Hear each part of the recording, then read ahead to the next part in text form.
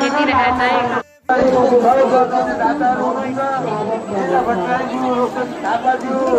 ए आमा मलाई लाग्ला है कता अलिकति खै त गणेश लक्ष्मीनारायण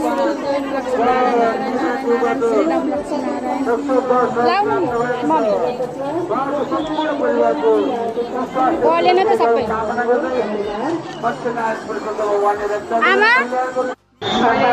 खेती रहेछ है